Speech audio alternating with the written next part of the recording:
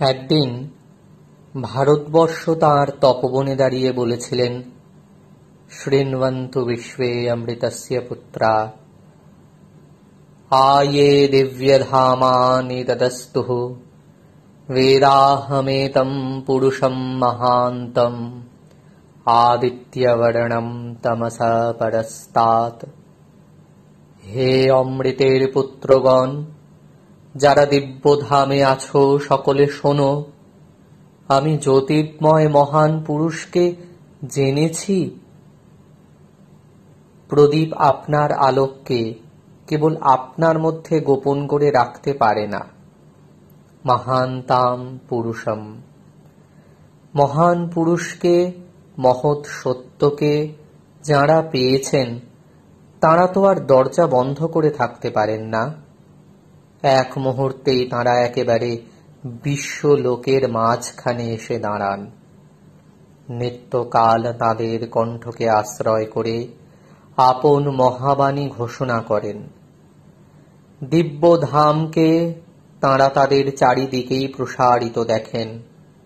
আর যে মানুষের মুখেই দৃষ্টিপাত করেন, সে মূর্খই হোক আর পণ্ডিতই হোক, সে রাজচক্রবর্তী হোক আর দীন দরিদ্রই হোক, অমৃতের পুত্র বলে তাঁর পরিচয় প্রাপ্ত হন। সেই যেদিন ভারতবর্ষের তপবনে অনন্তের বার্তা এসে পৌঁছেছিল, সেদিন ভারতবর্ষ আপনাকে দিব্যধাম বলে জানতেন। সেদিন তিনি অমৃতের পুত্রদের সভায় অমৃত মন্ত্রোচ্চারণ করেছিলেন। সেদিন তিনি বলেছিলেন, ইয়স্তু সর্বাণি ভূতানি আত্মন্যেবানুপশ্যতি সর্বভূতেষু চাত্মানম ততো ন বিজুগুপ্সতে। যিনি সর্বভূতকেই পরমাত্মার মধ্যে এবং পরমাত্মাকে সর্বভূতের মধ্যে দেখেন, তিনি কাউকেই আর ঘৃণা করেন না। ভারতবর্ষ বলেছিলেন, তে সর্বগম সর্বথ প্রাপ্য ধীরা যুক্তাত্মন সর্বমেব্যবিশন্তি। যিনি সর্বব্যাপী, তাঁকে সর্বত্রই প্রাপ্ত হয়ে তাঁর সঙ্গে যোগযুক্ত ধীরেরা সকলে তাঁরই মধ্যেই প্রবেশ করেন। সেদিন ভারতবর্ষ নিখিল লোকের মাঝখানে দাঁড়িয়েছিলেন। জল, স্থল, আকাশকে পরিপূর্ণ দেখেছিলেন, ঊর্ধ্বপূর্ণ মধপূর্ণ দেখেছিলেন। সেদিন সমস্ত অন্ধকার তার কাছে উদ্ঘাটিত হয়ে গিয়েছিল। তিনি বলেছিলেন, বেদাহম, আমি জেনেছি, আমি পেয়েছি। সেই দিনই ভারতবর্ষের উৎসবের দিন ছিল, কেননা সেই দিনই ভারতবর্ষ তার অমৃত যজ্ঞে সর্বমানবকে অমৃতের পুত্র বলে আহ্বান করেছিলেন। তার ঘৃণা ছিল না, অহংকার ছিল না। তিনি পরমাত্মার যোগে সকলের মধ্যেই প্রবেশ করেছিলেন। সেদিন তার আমন্ত্রণ ধ্বনি জগতের কোথাও সংকুচিত হয়নি। তাঁর ব্রহ্মমন্ত্র বিশ্ব সঙ্গীতের সঙ্গে এক তানে মিলিত হয়ে নিত্যকালের মধ্যে প্রতিধ্বনিত হয়েছিল। সেই তার ছিল উৎসবের দিন। তারপরে বিধাতা জানেন কোথা হতে অপরাধ প্রবেশ করল। বিশ্বলোকের দ্বার চারিদিক হতে বন্ধ হতে লাগল। নির্বাপিত প্রদীপের মতো ভারতবর্ষ আপনার মধ্যে আপনি অবরুদ্ধ হল। প্রবল স্রোতস্বিনী যখন মোড়ে আসতে থাকে, তখন যেমন দেখতে দেখতে পদে পদে বালির চর জেগে উঠে তার সমুদ্রগামিনী ধারার গতিরোধ করে দেয়, তাকে বহুতর ছোট ছোট জলাশয়ে বিভক্ত করে।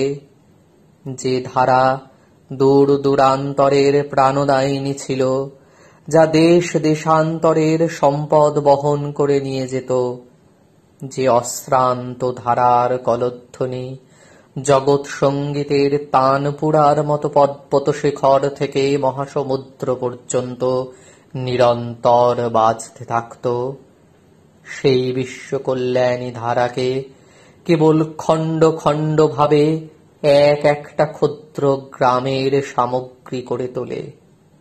সেই খণ্ডতাগুলি আপন পূর্বতন ঐক্যটিকে বিস্মৃত হয়ে বিশ্ব নৃত্যে আর যোগ দেয় না। বিশ্ব সঙ্গীত সভায় আর স্থান পায় না।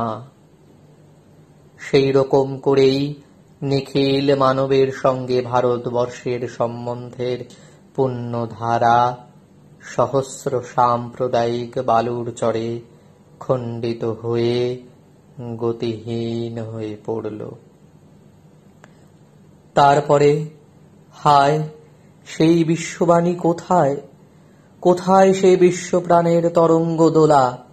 রুদ্ধ জল যেমন কেবলই ভয় পায়, অল্পমাত্র অসুচিতায় পাছে তাকে কলুষিত করে, এই জন্যে সে যেমন স্নান পানের নিষেধের দ্বারা নিজের চারিদিকে বেড়া তুলে দেয়, তেমনি আজ বন্ধ ভারতবর্ষ কেবলই কলুষের আশঙ্কায় বাহিরের বৃহৎ সংস্রবকে সর্বতোভাবে দূরে রাখবার জন্য নিষেধের প্রাচীর তুলে দিয়ে সূর্যালোক এবং বাতাসকে পর্যন্ত তিরস্কৃত করেছেন। কেবলই বিভাগ, কেবলই বাধা। বিশ্বের লোক গুরুর কাছে বসে যে দীক্ষা নেবে, সে দীক্ষার মন্ত্র কোথায়? সে দীক্ষার অবারিত মন্দির কোথায়? সে আহ্বান বাণী কোথায়, যে বাণী একদিন চারিদিকে এই বলে ধ্বনিত হয়েছিল, যথা প্রবতায়ন্তি যথা মাসা আহর্জনম এবং মাং ব্রহ্মচারিণো ধাতর আয়ন্তু সর্বতঃ স্বাহা। জল যেমন স্বভাবতই নিম্নদেশে গমন করে, মাস সকল যেমন স্বভাবতই সংবৎসরের দিকে ধাবিত হয়, তেমনি সকল দিক হতেই ব্রহ্মচারীগণ আমার নিকট আসুন। স্বাহা স্বাহা স্বাহা।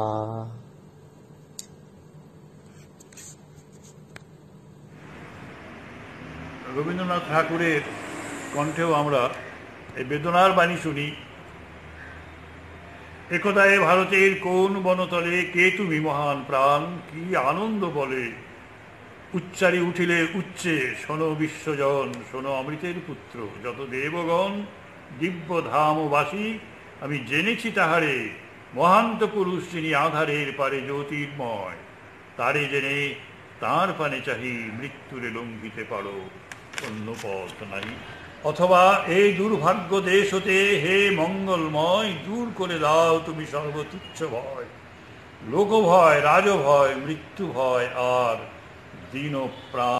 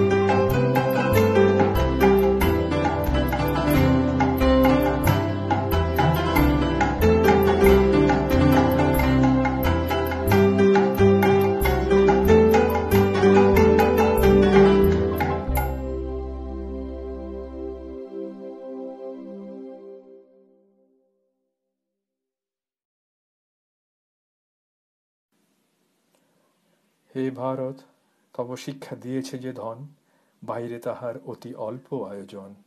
দেখিতে দিনের মতো, অন্তরে বিস্তার তাহার ঐশ্বর্য যত।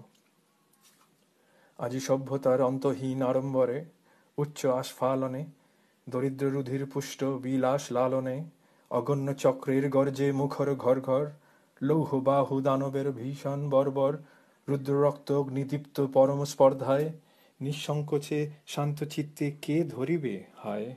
নীরব গৌরব সেই সৌম্য দীন বেশ, সুবিরল নাই যাহে চিন্তা চেষ্টা লেশ।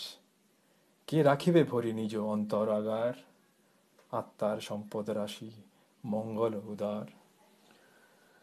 শক্তিদম্ভ স্বার্থলোভ মারির মতন, দেখিতে দেখিতে আজি ঘিরিছে ভুবন। দেশ হতে দেশান্তরে স্পর্শ বিস্তার, শান্তিময় পল্লী যত করে ছাড় খাড়।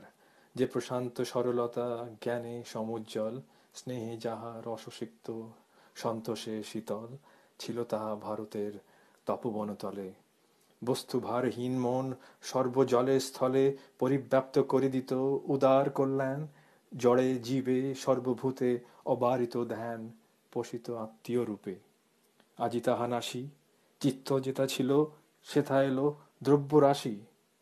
তৃপ্তি যেথা ছিল সেথা এলো আড়ম্বর, শান্তি যেথা ছিল সেথা স্বার্থের সমর।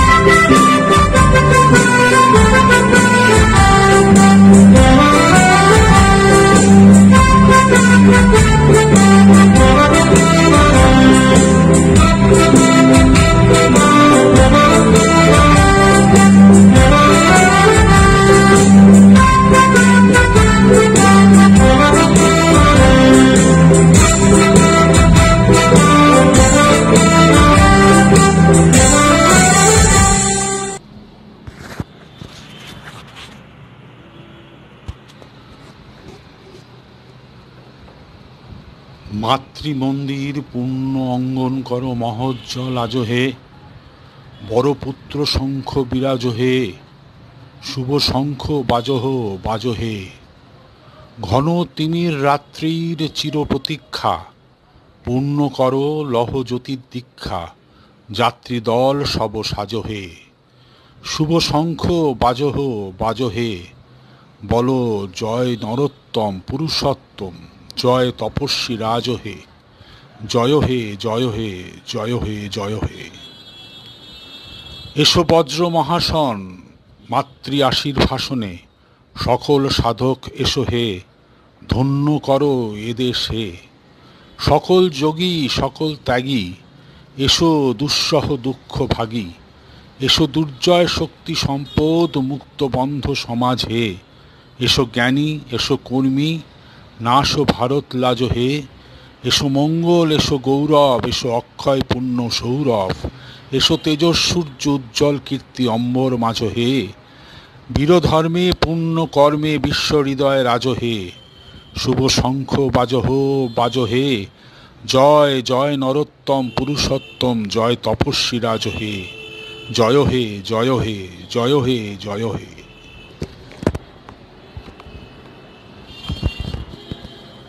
মরণ সাগর পারে তোমরা অমর, তোমাদের শরীর নিখিলে রচিয়া গেলে আপনারই ঘর, তোমাদের শরীর সংসারে জেলে গেলে যেসব আলোক, জয় হোক তারই জয় হোক তোমাদের শরীর। রেখে গেলে বাণী সে যে অভয় অশোক, জয় হোক তারই জয় হোক তোমাদের শরীর। বিধির বাঁধন কাটবে তুমি, এমন শক্তিমান, তুমি কি এমনি শক্তিমান? আমাদের ভাঙা গড়া তোমার হাতে, এমন অভিমান তোমাদের, এমনি অভিমান। 1947-এর 15ই অগস্ট নৃশংস অত্যাচারী ইংরেজদের সমস্ত গর্ব, সমস্ত অহংকার, সমস্ত অভিমান চূর্ণ করে ব্রিটিশ শাসনের বেড়াজাল ভেঙে ভারতবর্ষ অর্জন করল স্বাধীনতা। স্বামী বিবেকানন্দের জ্বালাময়ী বাণী, তার প্রেরণা ও তার আদর্শে উদ্বুদ্ধ হয়ে সে যুগের যুবকেরা দেশমাতৃকাকে শৃঙ্খল মুক্ত করতে স্বাধীনতা সংগ্রামে ঝাঁপিয়ে পড়েছিলেন। ইতিহাস রচিত হলো তাদের আত্মত্যাগের, তাদের আত্মবলিদানের। স্বামীজির অবর্তমানে শ্রীরামকৃষ্ণের সহধর্মিণী সারদা দেবী হয়ে উঠেছিলেন দেশপ্রেমিকদের জননী। বিপ্লবীরা কেউই মায়ের আশীর্বাদ থেকে বঞ্চিত হননি। বস্তুত শ্রী শ্রী মা ছিলেন বহু স্বাধীনতা সংগ্রামীদের অনুপ্রেরণার উৎস, তাদের নির্যাতিত জীবনে একমাত্র আশ্রয়স্থল। অসম্ভব দেশপ্রেম ও স্বাধীনতা স্পৃহা ছিল সারদা দেবীর। জয়রামবাটির পবিত্র ভূমিকে প্রণাম করে তিনি বলতেন, জননী জন্মভূমিশ্চ স্বর্গাদপি গড়িয়াসি। ভাবতে খুব অবাক লাগে, শ্রী শ্রী মা একদিকে যেমন যুবকদের প্রেরণা দিচ্ছেন, উৎসাহ দিচ্ছেন দেশের কাজে যুক্ত হওয়ার জন্য, ঠিক তেমনি 19বিংশ শতাব্দীর পর্দানসীন মেয়েদেরও এগিয়ে দিয়েছিলেন দেশকে স্বাধীন করার কাজে, ইংরেজ শাসনের হাত থেকে ভারতবর্ষকে মুক্ত করার কাজে। এ কাজ তিনি করেছিলেন সম্পূর্ণভাবে নেপথ্যে থেকে, আড়ালে থেকে, তাঁর গৃহকোণে বসে। যেসব মেয়েরা মায়ের সান্নিধ্যে এসেছিলেন তারা দেখেছিলেন মায়ের সেই রূপ, যেখানে ছিল মায়ের দেশপ্রেম, মায়ের স্বাধীনতা স্পৃহা, ইংরেজের অত্যাচারের বিরুদ্ধে মায়ের তাৎক্ষণিক প্রতিক্রিয়া। তাই তারা দেশের কাজে নির্ভয়ে এগিয়ে এসেছিলেন, যাবতীয় সামাজিক প্রতিকূলতা উপেক্ষা করে, লোকনিন্দা উপেক্ষা করে। এদের মধ্যে ছিলেন বিপ্লবী অমরেন্দ্রনাথ চট্টোপাধ্যায়ের বিধবা পিসিমা ননিবালা দেবী, বরিশালের প্রফুল্লমুখী দেবী, ঢাকার আউটশাহী গ্রামের গিরিজা গুপ্তা, সিন্ধুবালা দেবী এবং আরো অনেকে। এরা শ্রীশ্রীমাকে দেখেই পেয়েছিলেন মনে বল, সাহস, অসীম শক্তি ও দেশপ্রেমের মন্ত্র। বিপ্লবী সিন্ধুবালা দেবীকে শ্রীশ্রীমা বলেছিলেন, দেশের কাজে শুধু ছেলেরা এলে কি হয় মা, মেয়েদেরও এগিয়ে আসতে হবে। তবে মা, সাবধানে সব করতে হয়, সংসারও করবে, আবার সাধ্যমতো দেশের কাজও করবে। তোমরা দরকার হলে ভেগ ধরে করবে, যাতে কেউ চিনতে না পারে, আর সব সময় ঠাকুরকে স্মরণ করবে। ভেগ ধরে করবে মানে ছদ্মবেশে করবে। সিন্ধুবালা দেবী মায়ের কথা মতো কখনো ঘুটে আলি সেজে, কখনো বিবি বউ সেজে, কখনো বৈষ্ণবী সেজে, আবার কখনো সবজি আলির ছদ্মবেশে স্বদেশী আন্দোলনে নিজের মতো করে কাজ করতেন। তিনি যুক্ত হয়েছিলেন বিপ্লবীদের সঙ্গে। যাতে তাকে কেউ চিনতে না পারে, মা তাকে ভেগ ধরার পরামর্শ দিয়েছিলেন। মা তাকে আশীর্বাদ করতেন, এগিয়ে চলো মা, এগিয়ে চলো, জয়ী হও মা, জয়ী হও। মায়ের আশীর্বাদে মৃত্যু ভয় তুচ্ছ হয়ে গেছিল এইসব মেয়েদের কাছে। যেমন একটি প্রদীপ থেকে সহস্র প্রদীপ জ্বলে ওঠে, ঠিক তেমনি এইসব নারী বিপ্লবীরা যারা মাতৃ সান্নিধ্যে এসে দেশের কাজে এগিয়ে এসেছিলেন, তাদের এই দেশপ্রেমের জোয়ার গ্রামগঞ্জের মেয়েদের উপরও এসে পড়েছিল। এক একটি শিখা থেকে সহস্র শিখা জ্বলে উঠেছিল। সে সময় বহু মেয়ের কোনো নিজস্ব পরিচয় ছিল না, পুরুষের নামেই ছিল তাদের পরিচয়। যেমন গোবিন্দর মেয়ে, গোপালের বোন, নিবারণের বউ, হাবুর মা ইত্যাদি। এইসব মেয়েদের কোনোদিন কেউ জানতে পেত না। স্বাধীনতা আন্দোলনে আরামবাগ মহকুমার একটি বিশিষ্ট ভূমিকা ছিল। এখানে প্রফুল্লচন্দ্র সেন, অতুল্য ঘোষ ও বিজয় মোদকের নেতৃত্বে আন্দোলন হয়েছিল। বহু নারী সরাসরি এই আন্দোলনে যুক্ত হয়েছিলেন এবং অনেকে পরোক্ষভাবে আন্দোলনকে শক্তি জুগিয়েছিলেন। পুলিশের হাত থেকে বিপ্লবীদের রক্ষা করার জন্য মেয়েদের মাথা থেকে নানা রকম বুদ্ধি আসত। বিপ্লবীদের খোঁজে গ্রামে পুলিশ ঢুকলেই এক বাড়ি থেকে আরেক বাড়িতে শাঁখ বেজে উঠত। ক্রমে সব বাড়ি থেকে শঙ্খধ্বনি আসত। শাঁখের আওয়াজ পেয়েই বিপ্লবীরা যে যেখানে থাকতেন সজাগ হয়ে যেতেন এবং নিরাপদ জায়গায় চলে যেতে পারতেন। পুলিশ তাদের কোনোদিনও ধরতে পারত না। আরামবাগের বড়ডঙ্গল গ্রামের এক নারী ছিলেন কেষ্টর মা। প্রফুল্লচন্দ্র সেন কেষ্টর হাতে একটি বিশেষ জরুরি চিঠি দিয়ে পাঠিয়েছিলেন ভূপেন্দ্রনাথ সেনের কাছে। 14-15 বছরের এই কিশোর ধরা পড়েছিল ছদ্মবেশী পুলিশের হাতে। নারকীয় অত্যাচার করেছিল পুলিশ কেষ্টর উপরে। মুখ দিয়ে গল গল করে রক্ত পড়ছে, তবু বিপ্লবীদের সম্পর্কে একটি কথাও কেষ্ট বলেনি। কোনো গোপন তথ্য পুলিশদের জানতে দেয়নি। মার খেয়ে সে অজ্ঞান হয়ে গিয়েছিল। পুলিশ কেষ্টকে বাজারে ফেলে দিয়ে চলে গিয়েছিল। তারা ভেবেছিল কেষ্ট মারা গেছে। খবর পেয়ে দৌড়ে গিয়েছিলেন কেষ্টর মা। ভিড় ঠেলে প্রথম কথা তিনি বলেছিলেন, ও প্রফুল্লচন্দ্র সেন সম্পর্কে কিছু বলে দেয়নি তো পুলিশকে?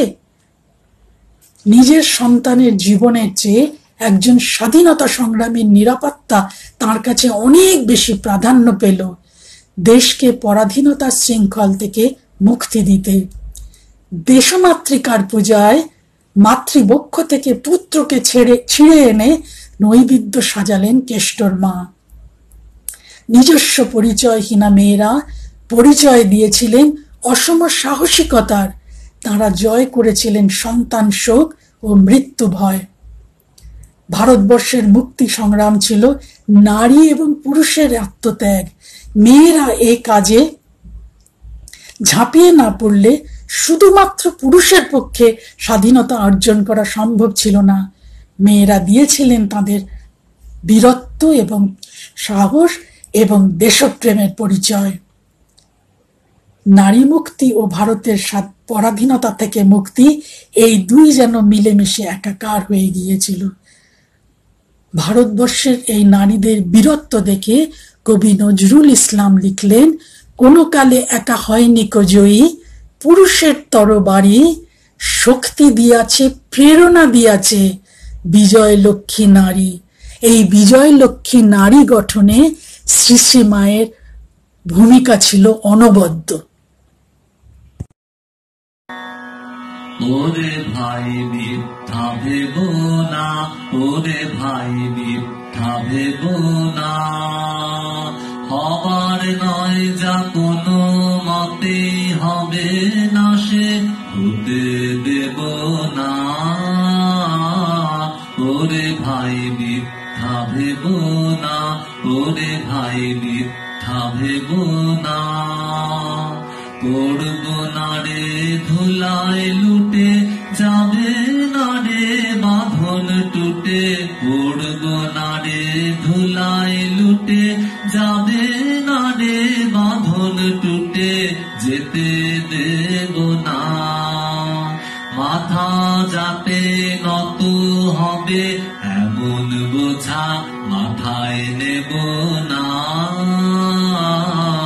ওরে ভাই মিথ্যা ভেব না, ওরে ভাই মিথ্যা ভেব না, দুঃখ আছে দুঃখ পেতে হবে, দুঃখ আছে দুঃখ পেতে হবে, যত দূরে যাবার আছে সে তো যেতেই হবে, যত দূরে যাবার আছে সে তো যেতেই হবে। উপর পানে যে ওরে ব্যথা নেড়ে বক্ষে ধরে, উপর পানে যে ওরে ব্যথা নেড়ে বক্ষে ধরে, নেড়ে সকলে নিঃসহায় রে সহায় যিনি, বাজবে তারে তোদের বেদনা। ওরে ভাই মিথ্যা ভেব না, ওরে ভাই মিথ্যা ভেব না, হবার নয় যা কোনো মতে হবে না, সে হতে দেব না। ওরে ভাই মিথ্যা ভেব না, ওরে ভাই মিথ্যা ভেব না।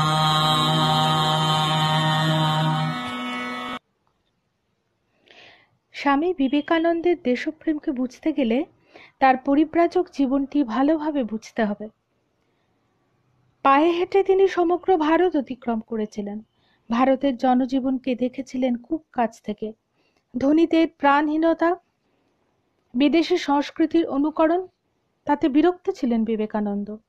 দরিদ্র শ্রেণীর হৃদয়বত্তা ও ধর্মপূর্ণ জীবন মুগ্ধ করেছিল বিবেকানন্দকে। বুঝেছিলেন ধর্মবোধ কেবল জাতি বিচারে পর্যবসিত হয়েছে। আমাকে ছুঁয়ো না, আমাকে ছুঁয়ো না, সুদ মার্গ, আমি পবিত্র আর সব অপবিত্র। জনগণকে পায়ে দলানো একটা জাতীয় পাপ, আর সেই পাপের জন্যই আমরা পরাধীন। ধর্মকে ভাতের হাঁড়ি থেকে বের করে উন্মুক্ত যুক্তিসিদ্ধ মননে ঋদ্ধ করতে চেয়েছেন তিনি। চেয়েছেন বিদেশিদের শোষিত ভারতের ভেঙে চুরমার হয়ে যাওয়া অর্থনীতিকে পুনরায় দৃঢ় করতে। চেয়েছেন জাতীয় জাগরণ, তীব্র দেশপ্রেম, যে দেশপ্রেম ভারতের সংস্কৃতির ধারক হবে। ভাবলে অবাক হতে হয়, এক যুবক কপর্দকহীন হয়ে বিদেশে উপস্থিত হলেন। বক্তৃতা মঞ্চ থেকে বললেন, যা বললেন তা ছিল অধ্যাপক বিনয় সরকারের ভাষায় 5টি শব্দের বোমা। ই চিলড্রেন অফ ইমর্টালিটি, সিনার্স, হে অমৃতের পুত্রগণ, পাপী, পাপীকে পাপ বলাই পাপ। বিদেশে প্রদত্ত বক্তৃতাগুলিতে নির্ভীকভাবে নিজ দেশকে তুলে ধরেছেন তিনি। কাউকে তোয়াক্কা করেননি।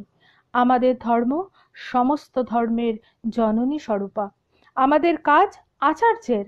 ভারতবর্ষ পথ দেখাবে, জ্বরের শক্তিতে নয়, চৈতন্যের বিজয় পতাকা নিয়ে। ভারতবর্ষ কি তা মূর্ত হয়ে উঠেছিল তারই মধ্যে।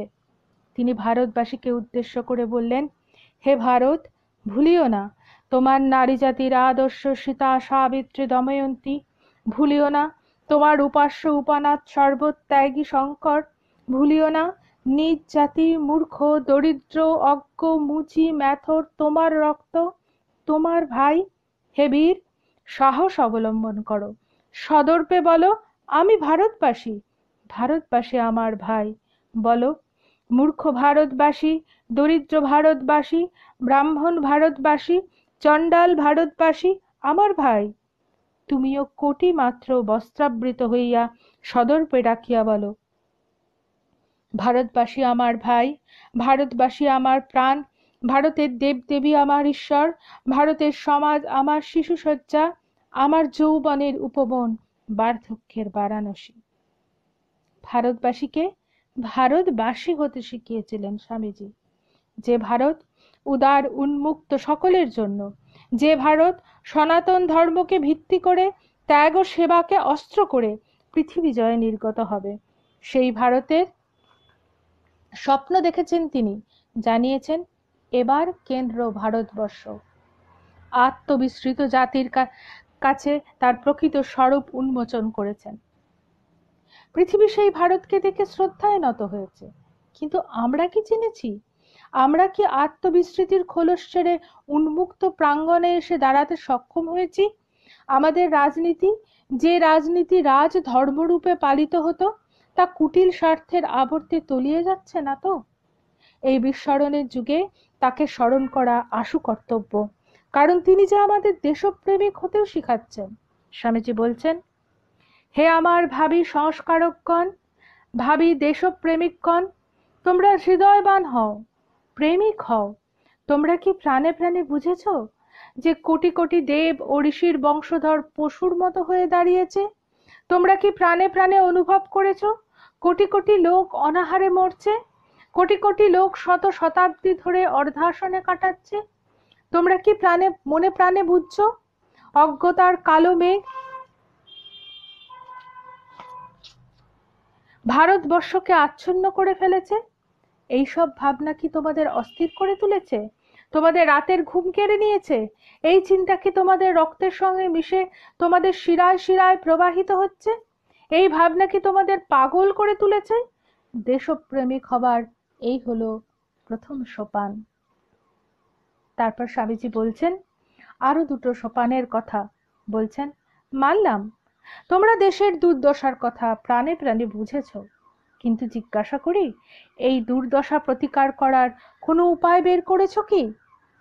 কেবল বৃথা বাক্যে শক্তি ক্ষয় না করে কোনো কার্যকর পথ বের করেছো কি? দেশবাসীকে গালি না দিয়ে তাদের যথার্থ কোনো সাহায্য করতে পারো কি?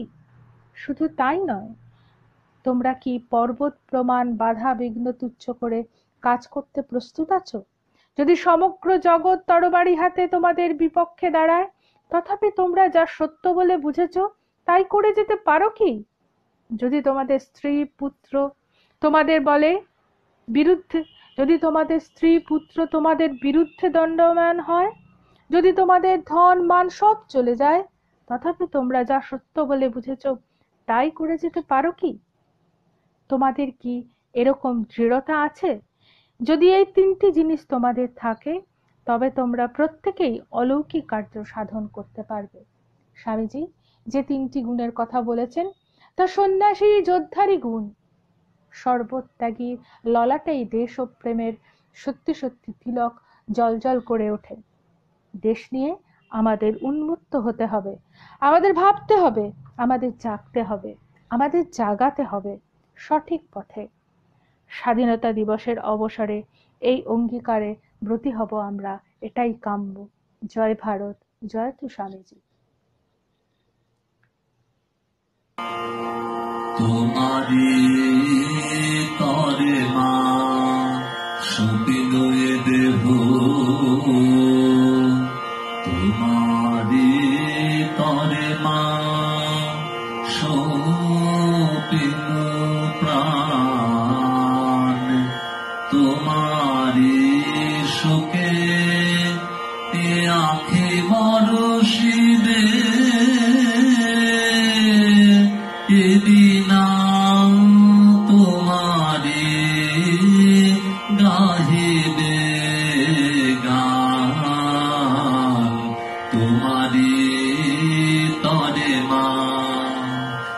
সবিনয়ে দেহ যদিও এ বাহু অক্ষম দুর্বল, তোমারি কার্য সাধিবে। যদিও এ অসি কলঙ্কে মলিন, তোমারি পাশ নাশিবে। তোমারি তরে মা সবিনয়ে দেহ।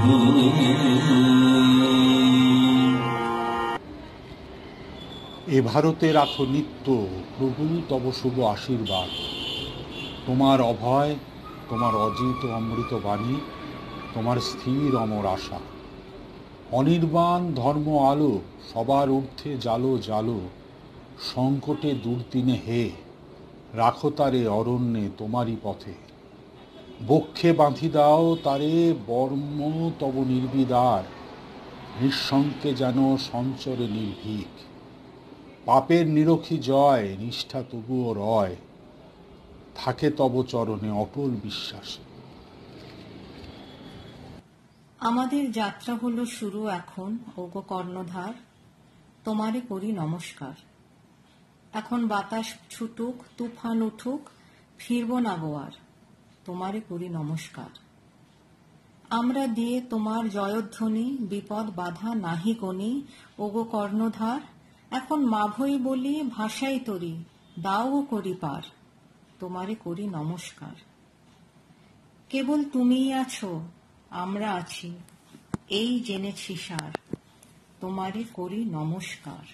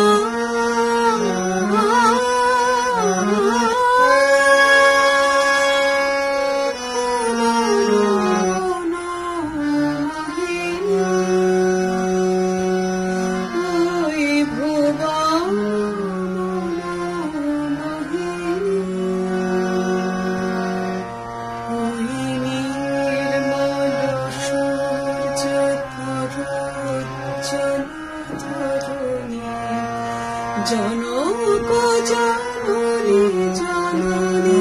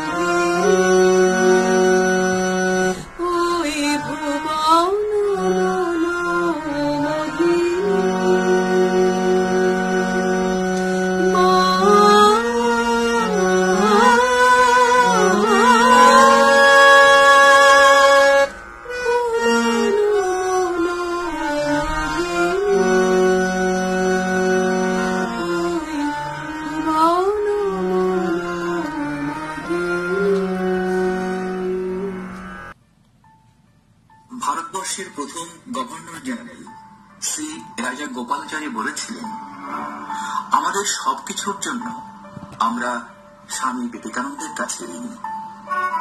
তিনি আমাদের রাজনৈতিক, সাংস্কৃতিক ও আধ্যাত্মিক স্বাধীনতার পিতা। পরাধীন জাতির কোন ধর্ম নেই।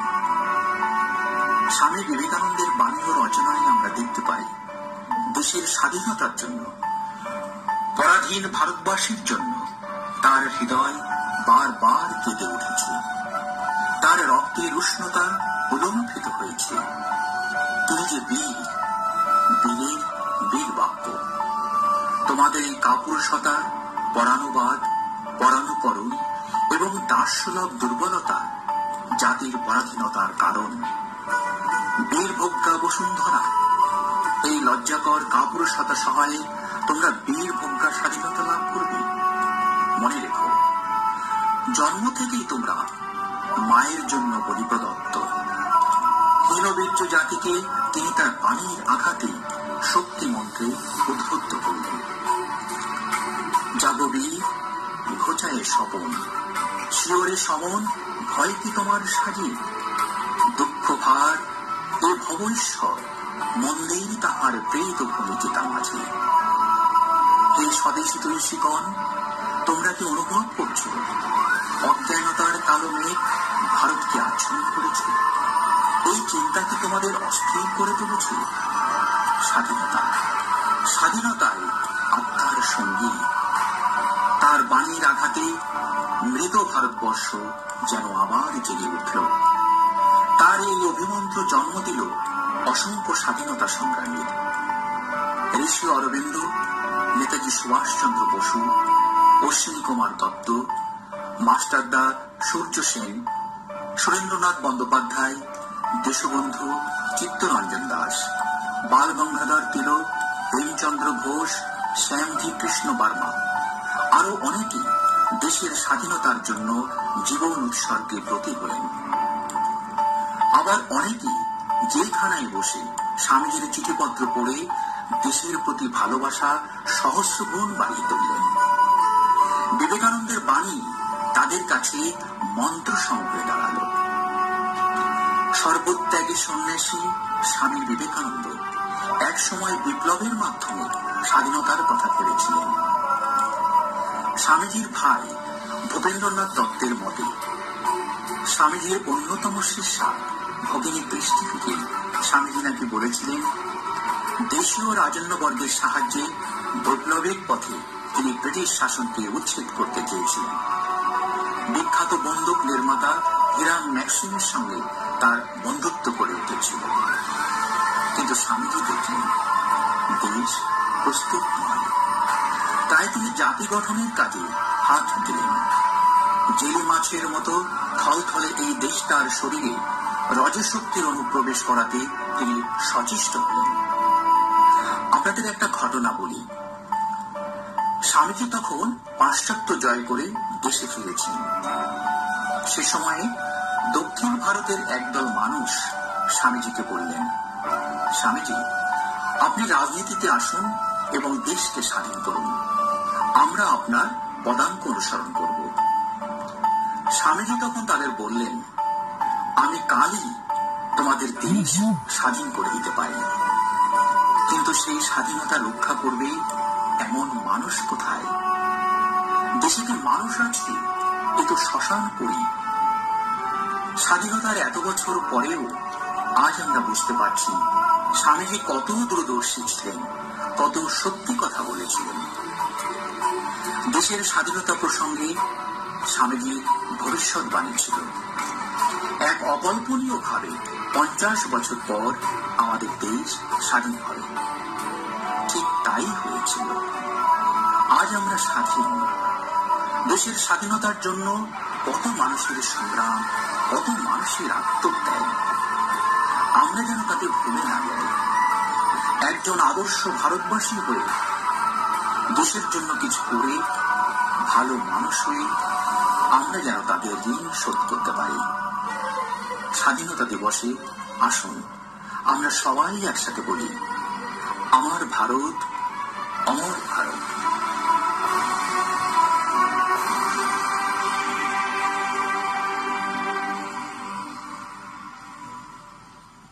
Oh